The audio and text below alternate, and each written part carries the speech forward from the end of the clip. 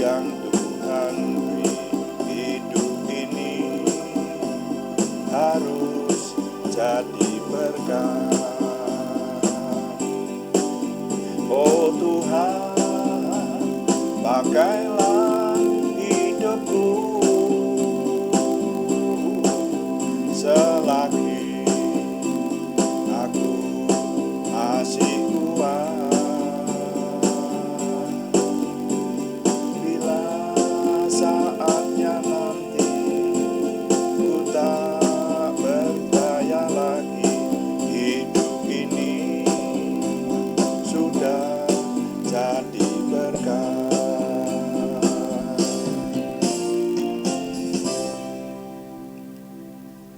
Bapak, kami mengucap syukur untuk malam hari ini. Tuhan memberkati kami dan kami mempersembahkan doa malam kami. Kami menyerahkan Tuhan mengurapi, memberkati semua yang kami persembahkan, menjadikan nama Tuhan dimuliakan dan kami semua diberkati. Dalam nama Tuhan Yesus Kristus kami berdoa. Amin.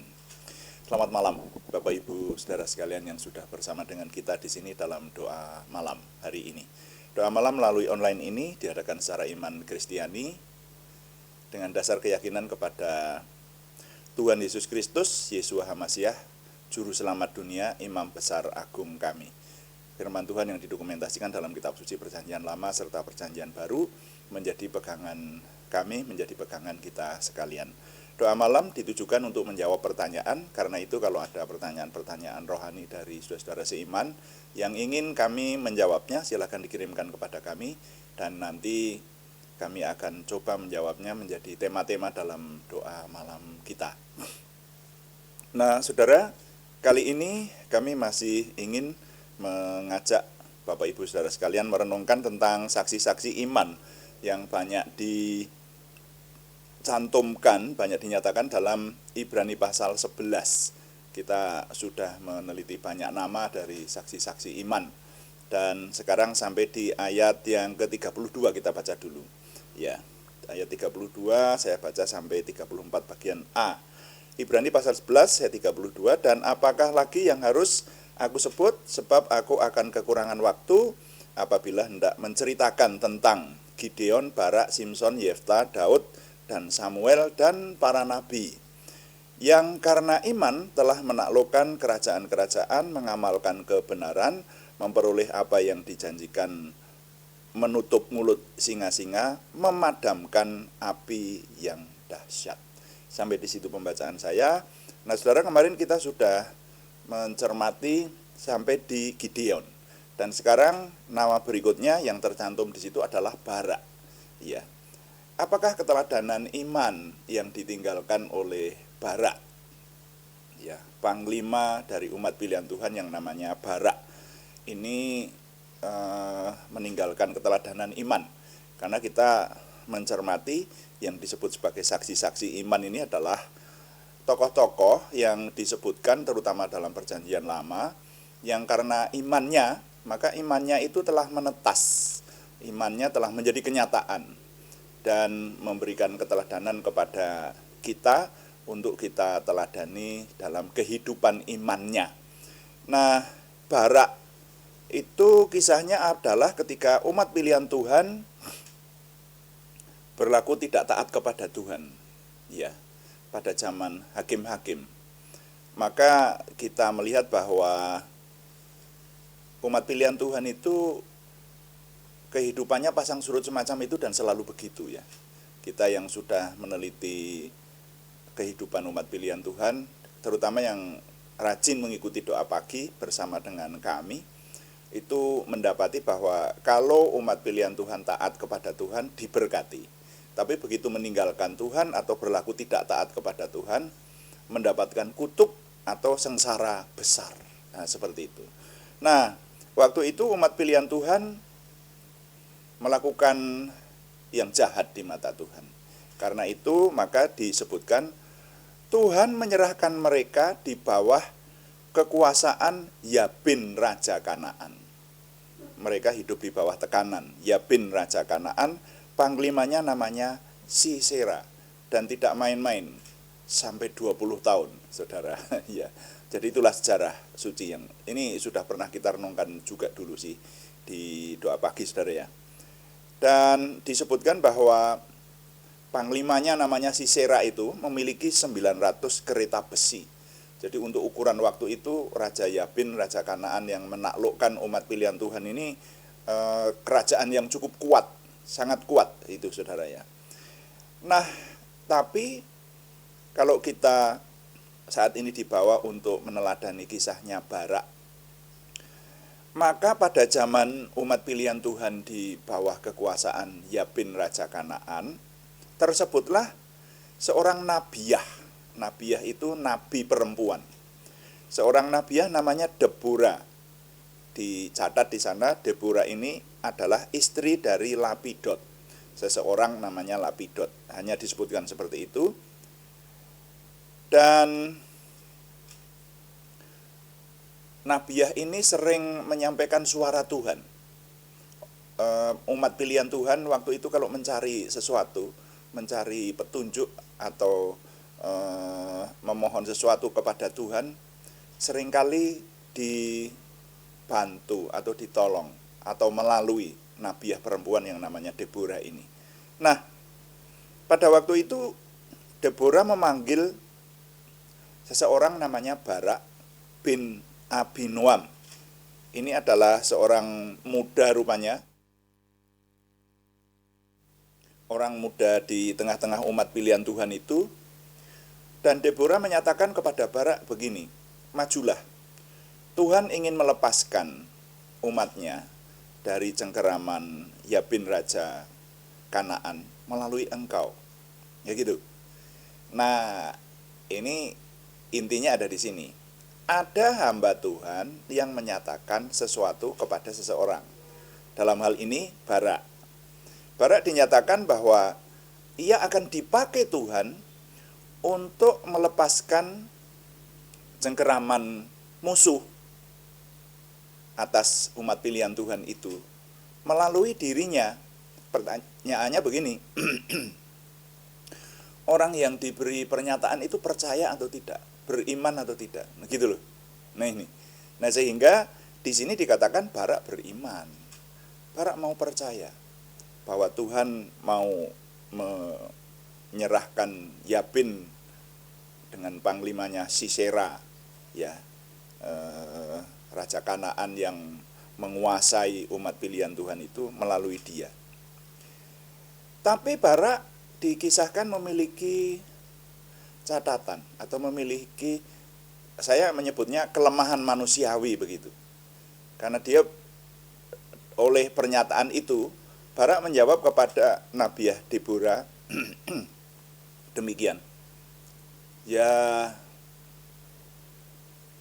saya mau maju asalkan Anda juga maju bersama kami. Nah, gitu. Nah, jadi dia menawar, jadi memiliki keberaniannya rupanya kurang, seperti itulah ya. Ini saya menyebutnya kelemahan manusiawi. Jadi rupanya kalau dalam bahasa saya, si Barak ini yang akhirnya dikenal sebagai Panglima Barak itu berkata, ya saya percaya deh sama pernyataan Tuhan melalui Anda, Ibu Nabiah Deborah, tapi saya mau maju asalkan Anda juga maju. Nah gitu. Nah, maka jawaban Nabiah Deborah menyatakan bahwa baik, kalau begitu kamu tidak berani maju sendiri. Ini kalau saya sampaikan dengan bahasa saya ya. Wah, kamu itu sudah diberi pernyataan oleh Tuhan, sudah pasti menang. Kalau Tuhan menyatakan sesuatu sejak zaman Musa, sejak zaman Abraham, itu kalau orang taat itu pasti menang, pasti apa yang dinyatakan Tuhan itu diberikan. Walaupun dengan perjuangan ya, gitu ya. Semuanya pakai perjuangan gitu. Tapi kamu tidak berani sendiri, malah ngajak aku seorang perempuan. Ya baik, aku akan maju menyertai engkau. Tetapi ketahuilah bahwa Sisera, panglima tentara Raja Yabin itu, bukan engkau nanti yang akan mengalahkan, tapi seorang perempuan. Nah, begitu. Jadi itu kan menjadi catatan. Nah, lalu akhirnya kan betul seperti itu. Jadi Barak menghimpun kekuatan menyatukan umat pilihan Tuhan dari suku-suku Sebulon, Naphtali, dan seterusnya dicatat di sana. Saudara kalau meneliti ini nanti di kitab Hakim-Hakim, saudara ya. Nah, lalu pada akhirnya Barak memenangkan peperangan. Musuh tercerai-berai. Bahkan Sisera, panglima itu turun dari keretanya dan melarikan diri dengan berjalan kaki, lari dengan kakinya, seperti itu. Jadi musuh tercerai-berai. Barak memperoleh kemenangan. Makanya sebetulnya kalau menuntaskan kesempurnaannya sebagai panglima perang, harusnya dia yang menangkap Sisera, atau musuh utama yang memiliki 900 kereta besi tadi. Tapi akhirnya Sisera itu dikalahkan oleh seorang perempuan, yaitu dicatat seorang namanya Yael, istri Heber, anak Hubab ipar Musa. Ya.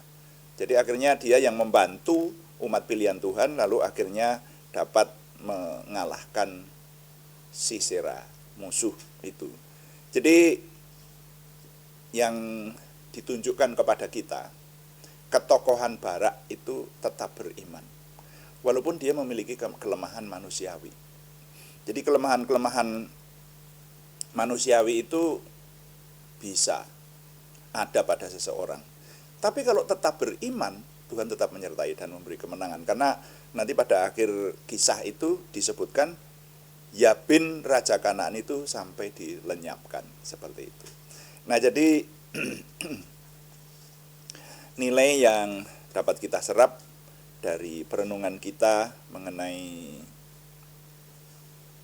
Panglima Barak, ketokohan dan keteladanan imannya, maka saya menyampaikan nilai kira-kira bunyinya demikian.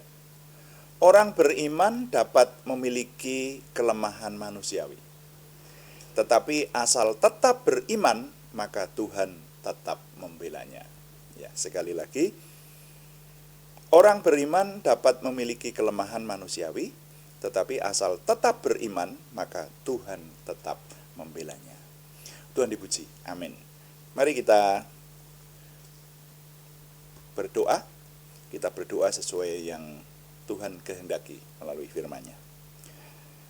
Tuhan, berkatilah kami dengan berlimpah-limpah, perbuatlah sesuatu yang besar dalam hidup kami, dan itu jelas berasal daripada-Mu. Tambahkanlah pengaruh dan kesempatan kami bagi-Mu. Berikanlah kami suatu perasaan akan hadirat-Mu dan petunjuk-Mu senantiasa. Jagai dan lindungilah kami, supaya tidak jatuh dalam perangkap setan. Dalam nama Tuhan Yesus Kristus kami berdoa. Amin. Demikian doa malam hari ini, saudara, dan saya selalu mengingatkan bahwa doa malam dilaksanakan setiap hari Senin sampai Sabtu setiap jam 6 malam atau jam 18.